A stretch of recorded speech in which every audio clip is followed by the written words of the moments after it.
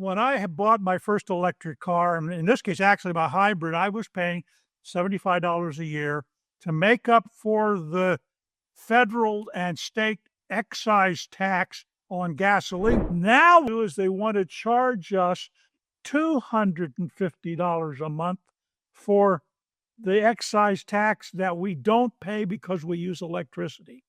Sierra Club says that the average American pays, I think it's $87, something like that, in their share of federal excise tax when they put gasoline in the tank of their cars on an annual basis. They're asking me to do, what is that, 2.5 times that for my electric car, which doesn't have the same environmental burden that gas car does.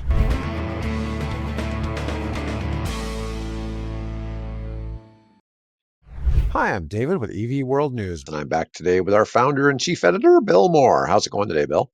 Well, it's going on less than an hour's sleep. So let's talk about the $250 EV tax. So you wanted to talk about the $250 EV tax, Bill? Well, yeah, because what we're looking at now is that when I had bought my first electric car, and in this case, actually my hybrid, I was paying $75 a year to make up for the federal and state excise tax on gasoline that I wasn't paying as much of if you drive a hybrid, obviously, because instead of buying, a gallon of, the fuel, for a car that gets 24 miles per gallon, I was buying one that for a car that got 40 or 45 miles per gallon. So they put that charge in. Then they decided to up that for electric cars. I now pay from the 75. Now I pay $150 a month, which I just paid like a week or a week and a half ago for our Fiat.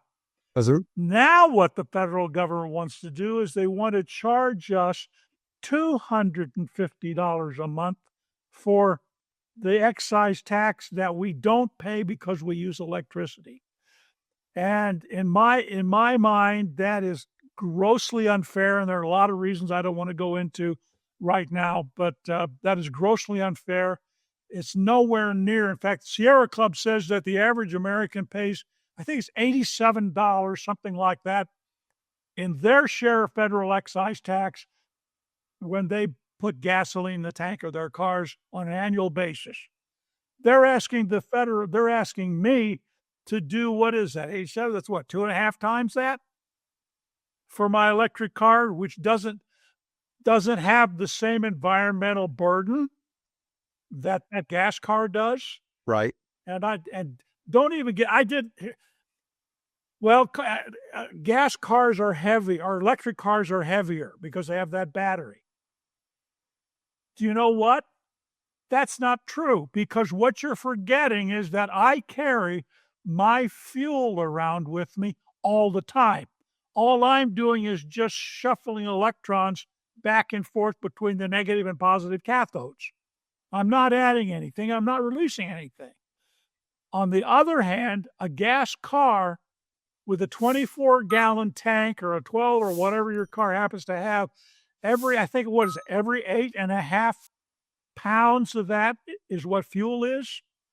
So if you take all the fuel that a gasoline car carries around, burns through the engine, and spews out into the atmosphere as CO2, and I'm not even including the CO2, but you take just the weight of the gasoline that an average car carries around with them on an annual basis, it's significantly more. So just do the math. How much gallon do you burn in a year? And multiply that times 8. I think it's 8.5 pounds.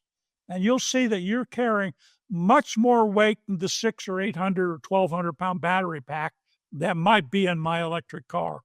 So who's doing the most damage weight-wise? And that's not including the weight that is being emitted and the pollution being emitted by the tailpipe and by that CO2 that I'm generating. No, it is a significant added burden when you consider it's an extra $250 is an extra $21 a month, essentially. That's a pretty big change, because most people who are charging their cars probably aren't Well, a lot. You're probably not spending that on electricity. No, no. In fact, one of the things I have discovered is I probably didn't need to install my new charger, but I'm glad I did, because now with that battery I'm pretty close to 250 miles of range now when I charge it all the way up, as opposed to the old 80, 85. Now I only have to charge that thing once a week, maybe once every couple weeks, charge it up, which is fantastic. Oh, that's nice. That's nice. Yeah.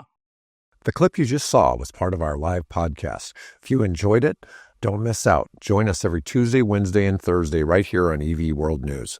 We stream not just on YouTube, but also on Facebook and X, so you can catch us wherever you prefer.